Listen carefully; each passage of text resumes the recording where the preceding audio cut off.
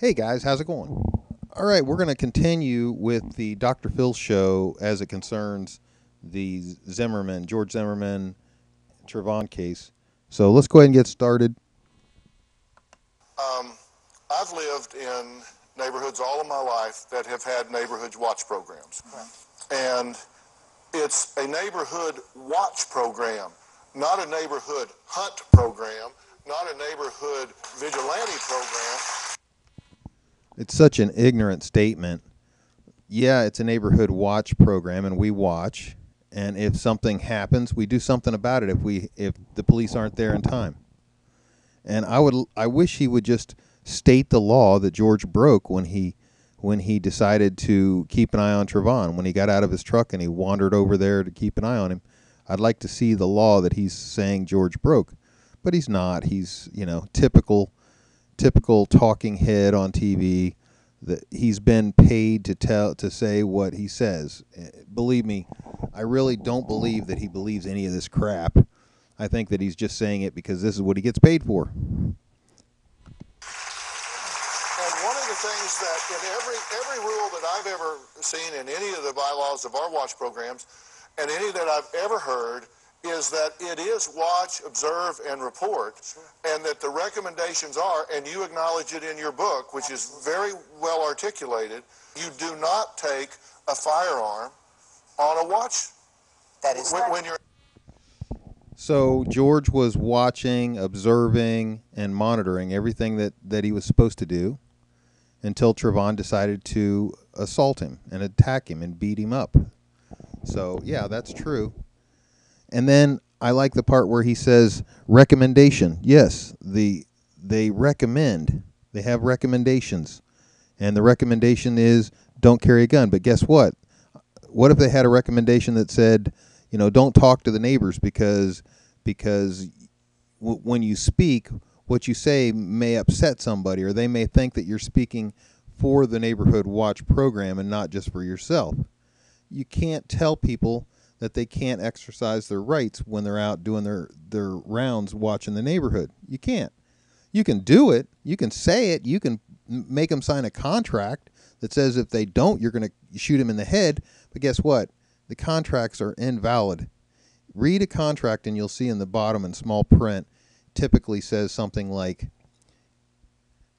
if any portion of this contract is found to be unenforceable, then the rest of the contract will remain in force. And they put that in there because a lot of times a portion of a contract is unenforceable.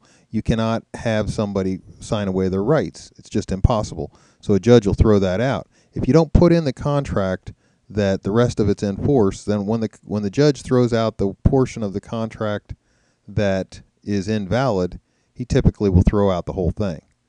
So you have to put in that little comment in there in the very bottom. In very small print, you'll always see it. The Neighborhood Watch program is nothing more than people trying to get together to watch their neighborhood and keep track of it and make sure that the bad guys stay out.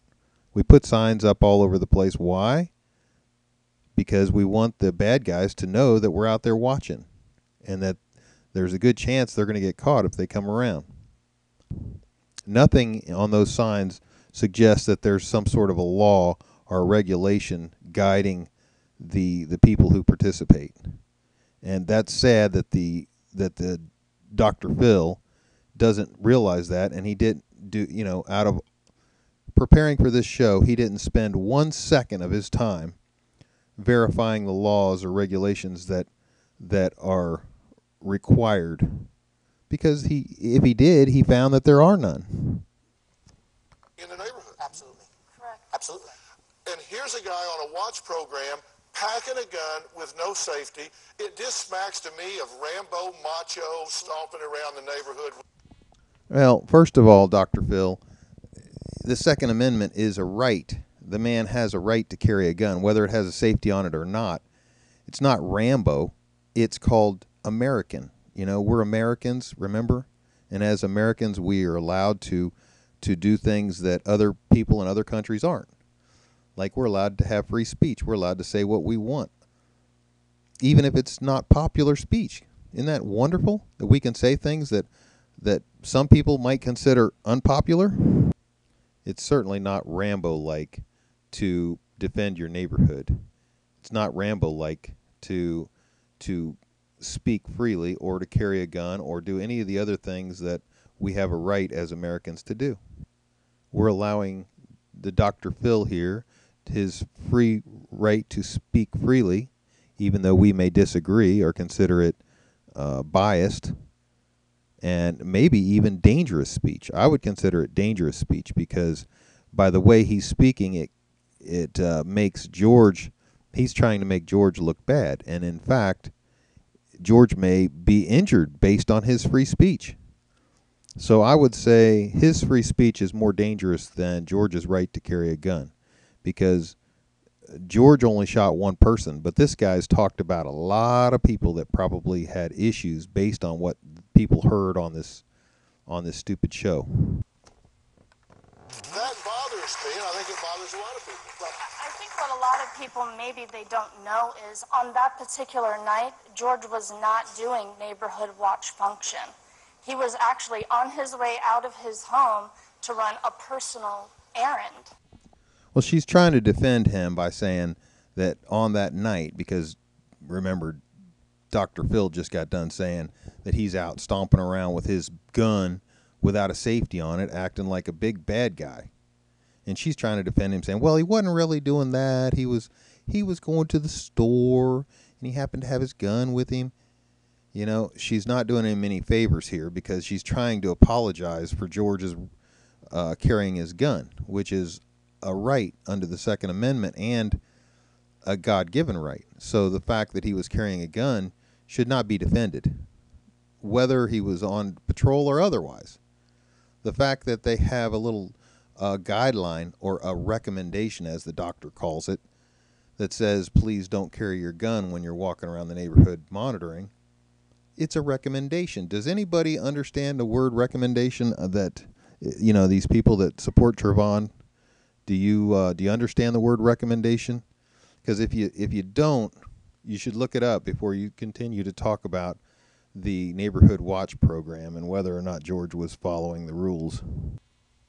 And if you know George the way we know George, he carries his gun with him always.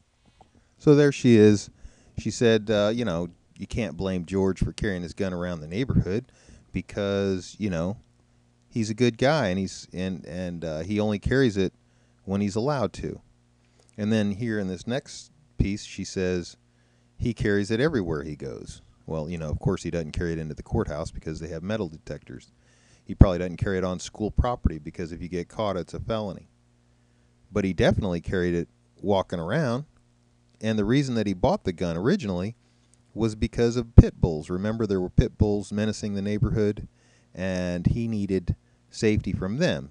And a animal control officer said, your mace is not going to work against these animals because it takes 3 to 5 seconds for the mace to affect a dog, a pit bull, and it only takes a half a second for it to affect a human. So it's effective on humans, but not on pit bulls. So by the time you get the pit bulls gets affected by it, it's too late. He's probably killed you by then because it doesn't take long.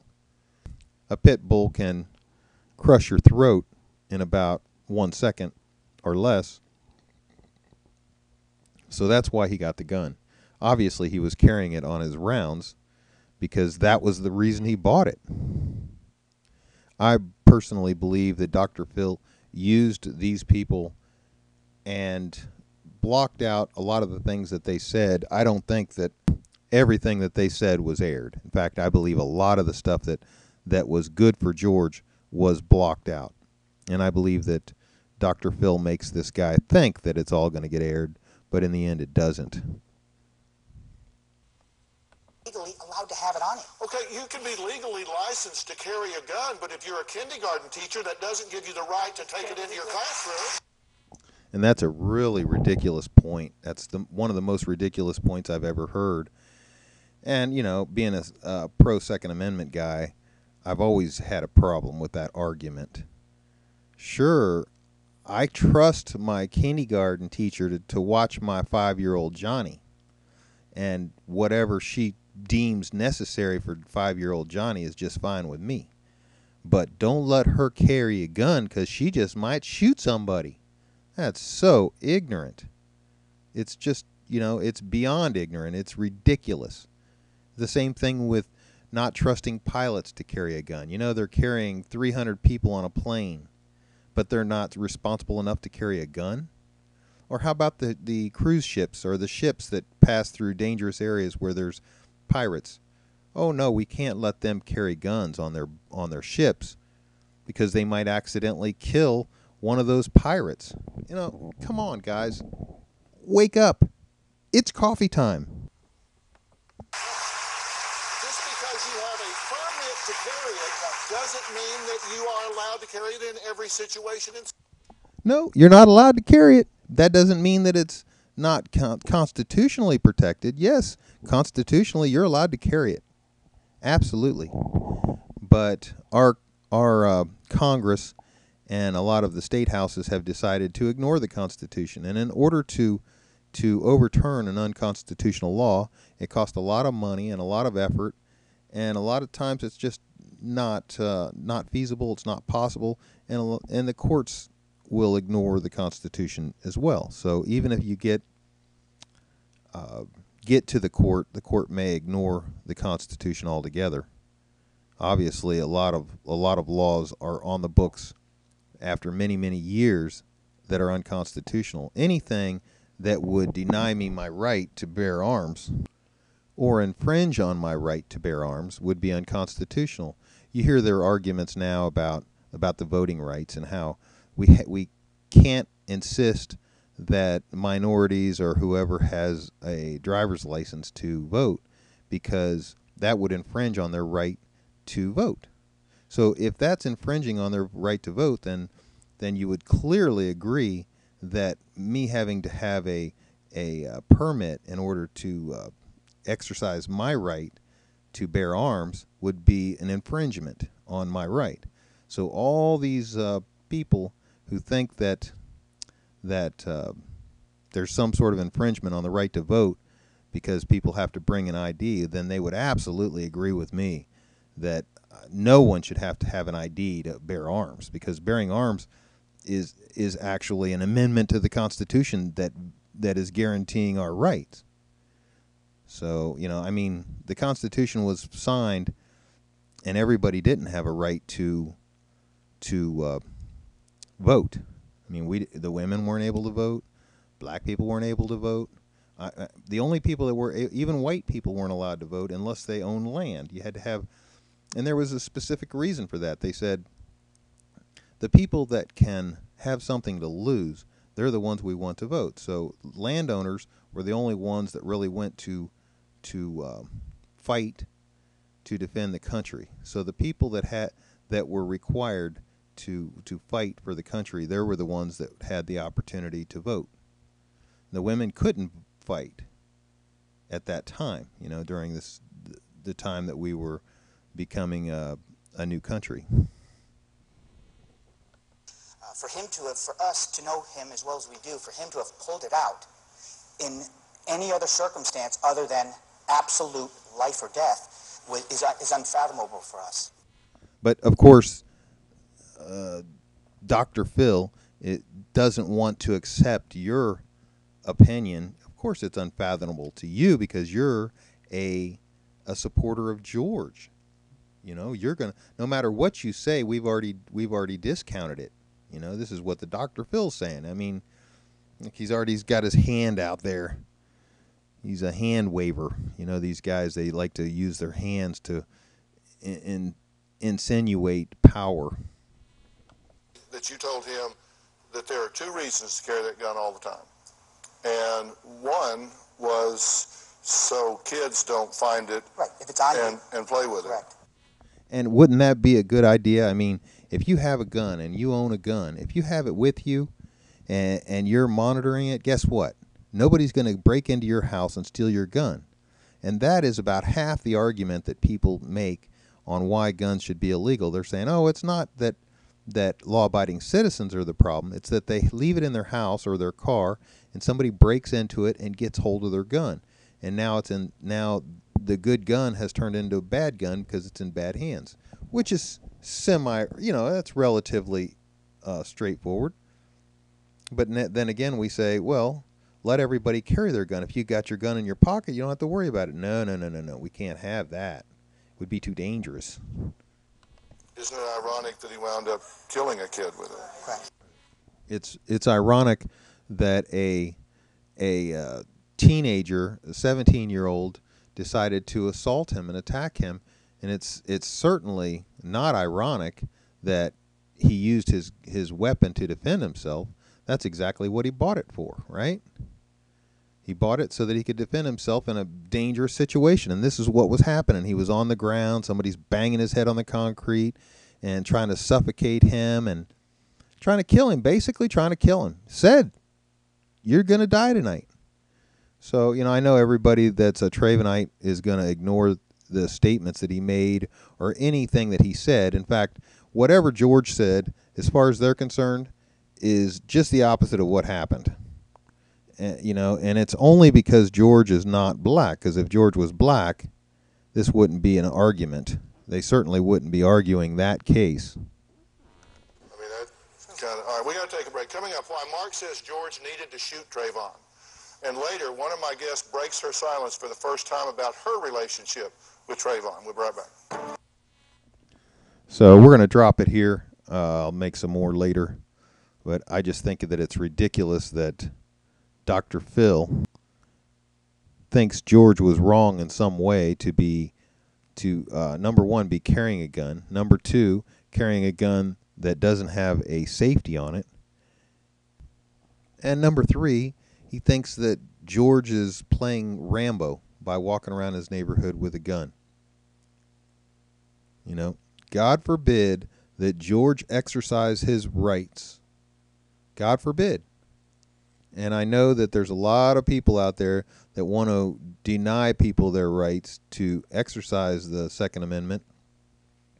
And as far as they're concerned, they would love to see it done away with. Fortunately for us, it's impossible to do away with the Second Amendment. It's impossible to do away with any of the first 10 amendments because they are Bill of Rights. They cannot be altered or taken away in any way.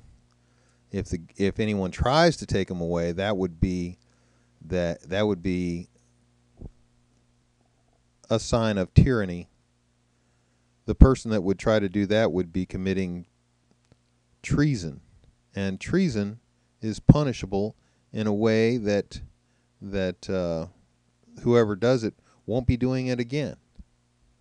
So anyway, good talking to you guys. I'll get to the rest of the video later. Good talking to you. Bye.